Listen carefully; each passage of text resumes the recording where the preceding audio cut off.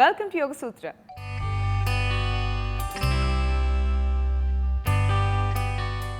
ఇవాల్టి యోగ సూత్రలో కృష్ణ గారు మనందరికీ ఏ ఆసనం పరిచయం చేయబోతున్నారో చూద్దామా?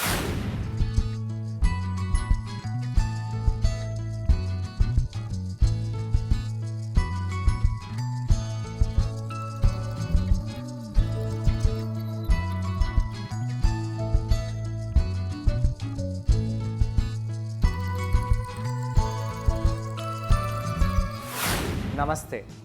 ఈరోజు యోగా సూత్రాలు చేసే ఆసనం పేరు అర్ధ బద్ధ పద్మ ఉత్తానాసనము. ఈ ఆసనం మనము ఇంతకుముందు చేయడానికి ప్రయత్నించాము ఒక ఎపిసోడ్లో. ఈరోజు మనము ఈ యొక్క ఆసనంలో ఇంకొద్దిగా ముందుకు వెళ్తూ వేరియేషన్లో కొంచెం మార్చుతూ ఏ విధంగా మనము ఆసనము ఇంకా ఇంటెన్స్గా చేయగలుగుతామో అనే దానిపై చర్చిస్తాము. ఈ యొక్క ఆసనంలో మనము బ్లాక్స్ని ఉపయోగించుతున్నాము. బ్లాక్స్ని ఈ విధంగా పృష్ఠభాగం కింద పెట్టేసి వీపుని నిటారుగా స్ట్రైట్ చేసి కూర్చోండి.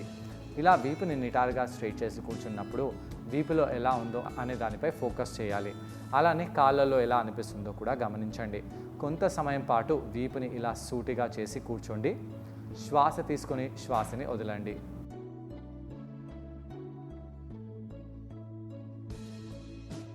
ఇక్కడ మనము కళ్ళని మూసివేసి కూడా కూర్చోవచ్చు. దాని తర్వాత కాళ్ళని ఈ విధంగా స్ట్రైట్ చేసి కొంచెం దూరంగా పెట్టి కూర్చోవాలి. ఇలా కూర్చొని తొడలని ఇలా కదిలిస్తూ కాళ్ళని కదిలిస్తూ వీపుని నిటారుగా చేసి ఉండండి. కాళ్ళ వేళ్ళని ముందుకు వెనకాలకి చేస్తూ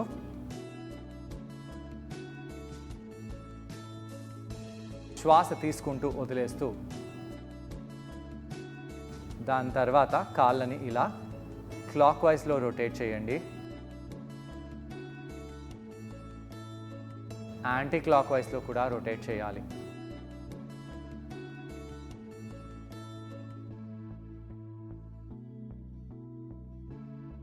దాని తర్వాత అర్ధ పద్మాసనానికి కావలసిన ప్రిపరేషన్ చేద్దాము. బద్ధకోణాసనంలో కింద కూర్చోండి. ఇలా తొడలని పైకి కిందికి కదిలిస్తూ వీపుని నిటారుగా చేయాలి.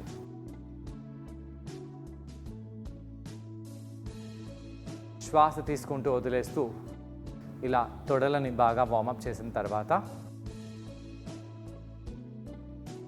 కుడి కాలుని మనము హిండోలాసనంలో ఆడించుదాము. కుడి తొడలో ఎలా అనిపిస్తుందో గమనించాలి.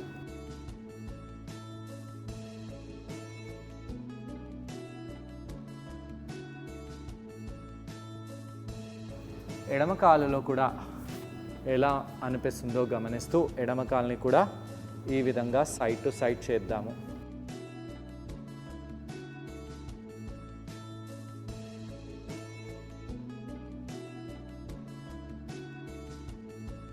ఈ విధంగా చేసి కుడి కాలుని సూటిగా పెట్టి ఎడమ కాలుని ఇలా అర్ధపద్మంలో బంధించండి. అలా చేసి మనము పశ్చిమోత్తానాసనంలో వెళ్దాము. ఇలా పశ్చిమోత్తానాసనంలో వెళ్ళినప్పుడు ఈ యొక్క కాలు మడమ మన పొట్టకి తాకుతుంది. అలా తాకుతూ ప్రెస్ చేస్తూ ఇలా పశ్చిమోత్తానాసనంలో వెళ్ళడానికి ప్రయత్నించండి.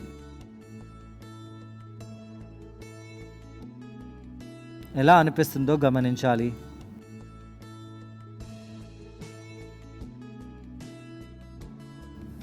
శ్వాస తీసుకుంటూ వదిలేస్తూ ఇక్కడే ఉండండి.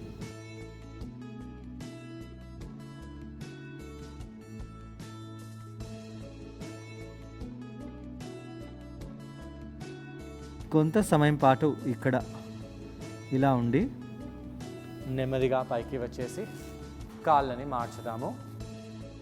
అర్ధ పద్మాసనంలో కుడి కాలుని పెట్టేసి ఈ యొక్క కాలు మడమ మన పొట్టకి తగిలేలాగా చూస్తూ ఫార్వర్డ్గా బెండ్ అవ్వాలి.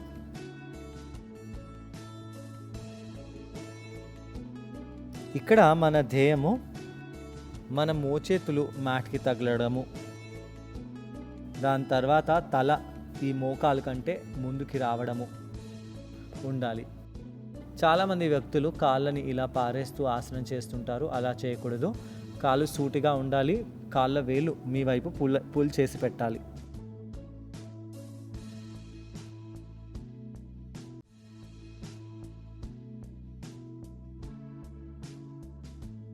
కొంత సమయం పాటు ఈ విధంగా ఉండి దాని తర్వాత నెమ్మదిగా పైకి వచ్చేసి మోకాళ్ళని ఫోల్డ్ చేయండి. కాళ్ళల్లో కొంత స్టెబిలిటీ రావడానికి ఈ విధంగా ఒక కాల్ని ఫోల్డ్ చేసి వేరే కాల్ని పైకి లేపి ఈ విధంగా పైకి కిందికి అనాలి.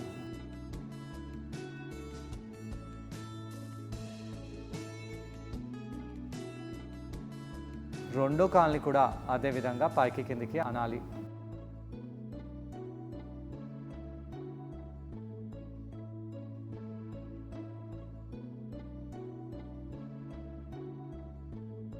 అలా చేసి దాని తర్వాత మనము ముందుగా బ్యాక్ని వార్మప్ చేసుకొని దాని తర్వాత ఆసనం చేద్దాము. ప్రతి ఆసనంలో వీపుని వార్మప్ కంపల్సరిగా చేయాలి. వెన్నుముక్కలో ఉన్న ఈ ఎముకలు మన శరీరం కింది భాగము ఇంకా పై భాగంలో ఉండే కండరాలని అటాచ్ చేస్తాయి. అంటే వీటిని ఒకదానితో ఒకటి సింక్రనైజ్ చేస్తాయి. కాబట్టి ఈ యొక్క భాగంలో ఉండే కండరాలను ఫ్లెక్సిబుల్గా చేసుకున్నట్టు అయితే మన మూమెంట్ కూడా బాగా ఉంటుంది. అందుకే ప్రతి ఒక్క ఆసనానికి మనము ఈ యొక్క మార్జరీ ఆసనాన్ని వాడతాము. స్పైన్ని ఇలా పైకి చేస్తూ లోపలికి చేస్తూ ఫ్లెక్షన్ ఇంకా ఎక్స్టెన్షన్ చేస్తాము.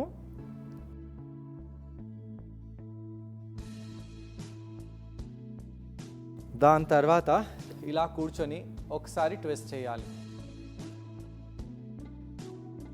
కుడివైపు ఎడమవైపు ఇలా ట్విస్ట్ చేయడం వలన వెన్నుముక్క పై భాగము కింది భాగంలో స్ట్రెచ్ బాగా పడుతుంది. రెండో వైపు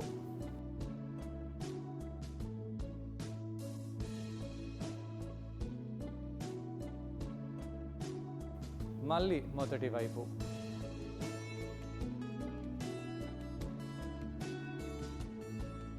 రెండో వైపు ఇలా చేసి సెంటర్కి వచ్చేసేయండి. ఇప్పుడు లేచి మనము నిలబడదాము. ఇలా నిలబడినప్పుడు ఒక బ్లాక్పై మనం పాదం పెట్టేసి ఇలా నిలబడాలి. ఇక్కడ కుడికాలని ఇలా పద్మాసనంలో తీసుకొని రావాలి. తెచ్చి ఈ విధంగా మనము మన కుడి పాదాన్ని కుడి చేతితో పట్టుకోవాలి. కుడి మోకాల్ని కింది వైపు చేసి ఉండండి. దాని తర్వాత ఫార్వర్డ్గా బెండ్ అవ్వాలి. నెమ్మదిగా కింద పడకుండా ఇలా ఫార్వర్డ్గా బెండ్ అయినప్పుడు ఈ కుడి పాదం యొక్క మడమ భాగము మన పొట్ట కండరానికి పొట్టకి పుత్తి కడుపుపై బాగా ప్రభావం పడేలాగా ప్రెస్ చేయాలి. ఇక్కడ ఈ ఎడమ చేతి కింద బ్లాక్ని పెట్టండి. అలా పెట్టేసి కిందికి బెండ్ అవ్వాలి. ఇలా కిందికి బెండ్ అయినప్పుడు వెయిట్ అంతా ఈ ఎడమ పృష్ఠ భాగం పైన పడుతుంది. అలా పడకుండా వెయిట్ని బ్యాలెన్స్ చేస్తూ ఇలా కిందికి రావాలి.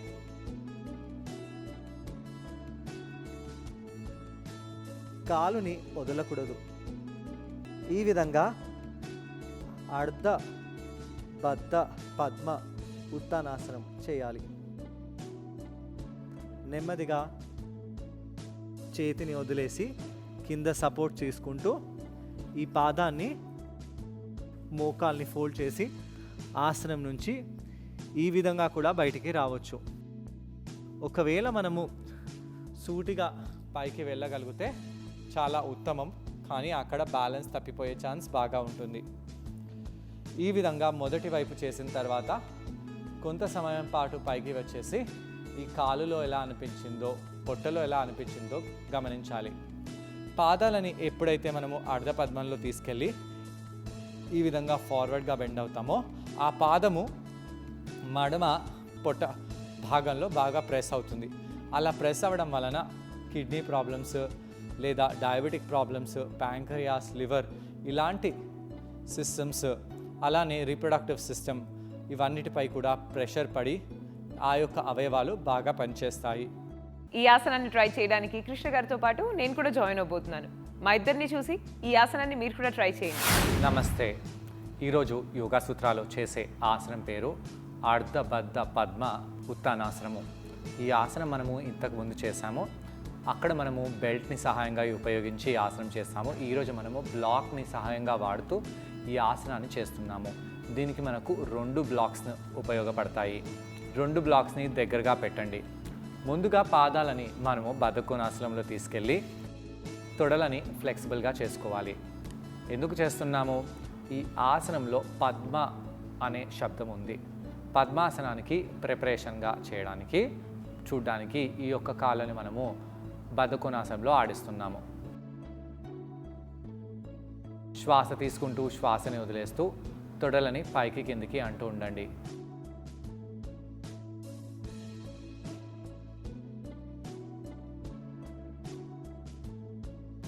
ఇలా కాళ్ళని పైకి కిందికి అన్న తర్వాత ఇప్పుడు మనము బ్లాక్పై కూర్చోవాలి. ఈ ఆసనంలో అర్ధపద్మ బద్ధ అంటే కాలుని అర్ధపద్మంలో తీసుకెళ్ళి బద్ధంగా బంధించాలి.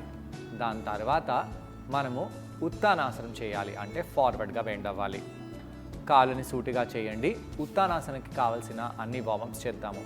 పాదాలని దగ్గరగా పెట్టకూడదు, కొంచెం దూరంగా పెట్టాలి. అలా పెట్టేసి కాళ్ళ వేలని ముందుకి వెనకాలి వైపు చేయండి. అలానే యాంకిల్స్ దగ్గర రొటేషన్ చేయాలి.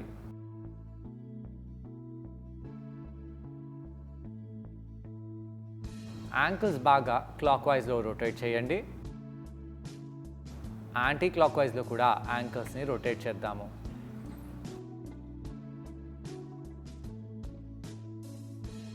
దాని తర్వాత ఒక కాలుని ఫోల్డ్ చేసి పెట్టండి. వేరే కాలుని పైకి తీసుకెళ్ళాలి. అలా తీసుకెళ్ళి కొంత సమయం పాటు ఇక్కడ అలానే ఉండి కాలుని కొంచెం ఆడించాలి. ఇదే వార్మప్ని రెండో వైపు కూడా చేద్దాము. ఇప్పుడు కాలుని మార్చుదాము. కాళ్ళ వేలని మన వైపు లాగుతూ నెమ్మదిగా కాలుని ఆకాశంలో పైకి తీసుకొచ్చి పెట్టండి. దాని తర్వాత కాళ్ళని పైకి కిందికి చేద్దాము.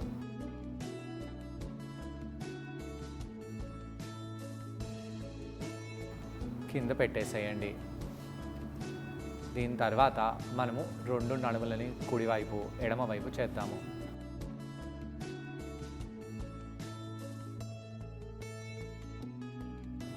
కుడివైపు చేయండి, ఎడమవైపు చేయండి. ఇలా చేసి ఇప్పుడు మనము ఒక కాలుని హిండోలాసనంలో తీసుకెళ్ళాలి. కింద కూర్చొని హిండోలాసనంలో కాలుని కదిలించాలి. కుడి పృష్ఠ భాగము తొడ భాగంలో ఉండే కండరాలని వార్మప్ చేస్తూ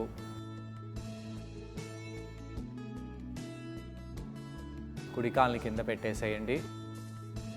ఎడమ కాలుని కూడా అదే విధంగా హిండోలాసనంలో పెట్టేసి సైడ్ టు సైడ్ ట్విస్ట్ చేయాలి.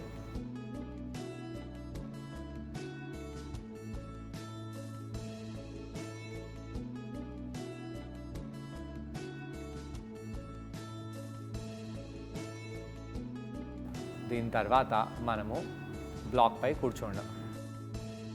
కుడి కాలుని అర్ధ పద్మాసనంలో తీసుకెళ్ళండి. ఎడమ కాళ్ళ వేలని మన వైపు పాయింట్ చేసి పెట్టాలి.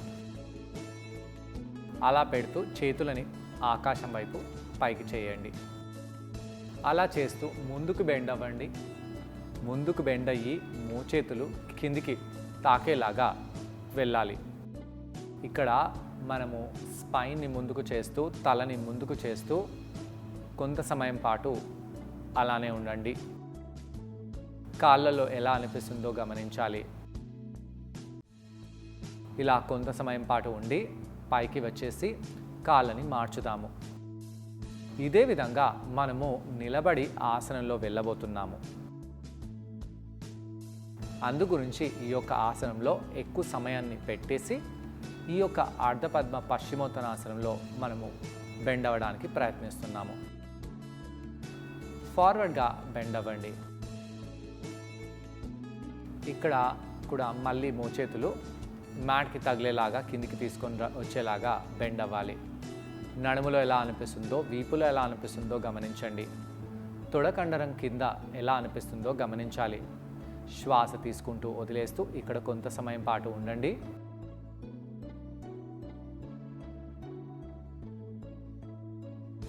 నెమ్మదిగా పైకి వచ్చేసేయాలి. మనము ఇప్పుడు పైకి లేచి నిలబడాలి. ఒక బ్లాక్ని మనము మన పాదాల కింద పెట్టుకోవాలి. కాబట్టి బ్లాక్ని కింద పెట్టేసి ఆ బ్లాక్ పై నిలబడతాము. ఒక పాదాన్ని మనము బ్లాక్ పై పెట్టేసి నిలబడాలి. శ్వాస తీసుకుంటూ శ్వాసని వదిలేస్తూ నెమ్మదిగా మన ఎడమ కాలుని మనము అర్ధ పద్మాసనంలో తీసుకెళ్దాము. ఇక్కడ కొంత సమయం పాటు అలానే ఉండాలి. నడుములలో ఫ్లెక్సిబిలిటీ లేని వాళ్ళకు పాదము మొత్తం పద్మాసనంలో రాదు. మన కాలుని యాక్చువల్గా మనము ఎడమ చేతితో పట్టుకోవాలి. అంటే ఎడమ చేతిని ఇలా వీపు వెనకాల నుంచి తెచ్చేసి ఆ ఎడమ కాలుని పట్టుకోవాలి. ఎవరికైతే చెయ్యి వీపు వెనకాల వెళ్ళదో అలాంటి వాళ్ళు కుడి చేతితో ఆ ఎడమ కాలుని పట్టుకోవాలి. వీపుని నిటారుగా పెట్టి ఇక్కడ ఉండండి.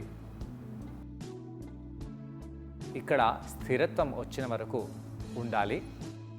దాని తర్వాత ఈరోజు చేసే ఆసనం మనం చేద్దాము. కంప్లీట్గా ఫార్వర్డ్గా బెండ్ అవ్వాలి.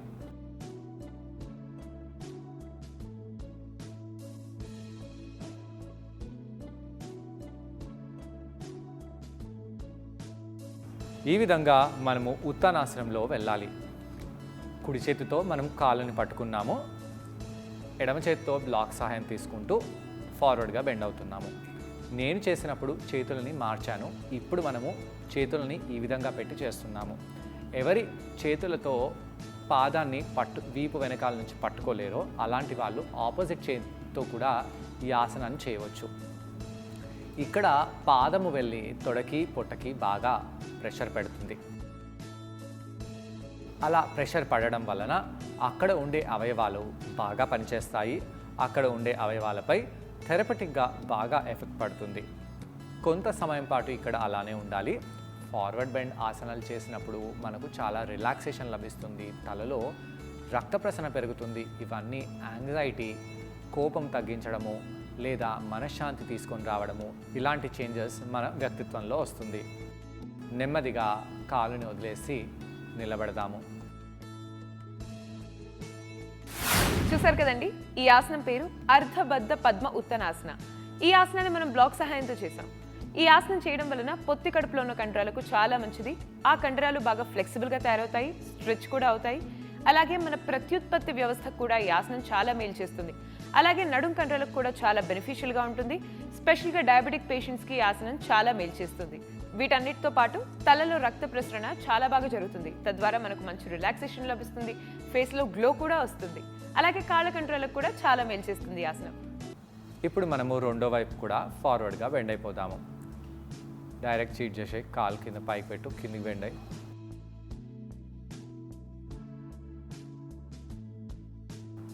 రెండో వైపు కూడా కుడి చేతితో బ్లాక్ని పట్టుకొని ఎడమ చేతితో కాలుని పట్టుకొని ఈ విధంగా అర్ధపద్మ బద్ధ ఉత్తానాసనంలో రావచ్చు. అయితే ఇక్కడ మనము యాక్చువల్గా కుడి చేతిని వీపు వెనకాల నుంచి తెచ్చి పాదాన్ని బంధించాలి. మనకు వీలవ్వట్లేదు కాబట్టి ఎడమ చేతితో పాదాన్ని బంధిస్తున్నాము. కుడి కాలు తొడపై పొట్టపై బాగా ప్రెషర్ని క్రియేట్ చేసి మనకు థెరపీగా బాగా పనికొస్తుంది. దాని తర్వాత రిలాక్స్ అయిపోవాలి. ఇలా కౌంటర్ చేయడం వలన పొత్తి కడుపులో ఉన్న కండరాలు బాగా రిలాక్స్ అవుతాయి. మన బాడీకి కూడా మంచి రిలాక్సేషన్ లభిస్తుంది. మరి ఇవాళ యోగ సూత్రాలు కృష్ణ గారిని మనం అడగబోయే ప్రశ్న ఏంటంటే, ఈ ఆసనం చేసేటప్పుడు మనం అందరం ఎటువంటి జాగ్రత్తలు పాటించాలి?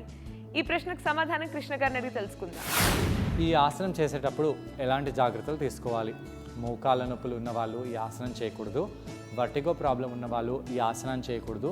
బ్యాక్లో పెయిన్ ఎక్కువగా ఉన్న వాళ్ళు ఈ ఆసనం చేయకూడదు. అదేవిధంగా నడుములో కూడా ఇంజరీ ఉన్నవాళ్ళు, టైట్నెస్ బాగా ఉన్నవాళ్ళు ఈ అర్ధ పద్మాసనంలో ఈ విధంగా బెండ్ అవ్వడానికి కష్టపడతారు. కానీ కష్టపడిన పడుతున్నా మీరు ఈ ఆసనం నెమ్మదిగా చేయడానికి ప్రయత్నించండి. ఇంతకు ముందు మనం ఇదే ఆసనం చేశాము, దాని యొక్క వేరియేషన్స్ చేస్తాము. ఆ వేరియేషన్స్ని చేయండి. దీని తర్వాత కూడా నేను కొద్దిగా ఈజీగా ఉండే వేరియేషన్స్ కూడా చూపిస్తాను. ఆ వేరియేషన్స్ అన్ని చేసి మీరు నెమ్మదిగా ఈ విధంగా ఆసనంలో మీరు ప్రోగ్రెస్ అవ్వాలి. సో చూసారు కదండి ఇవాల్టి యోగ సూత్రలో అర్ధబద్ధ పద్మ ఉత్తానాసన.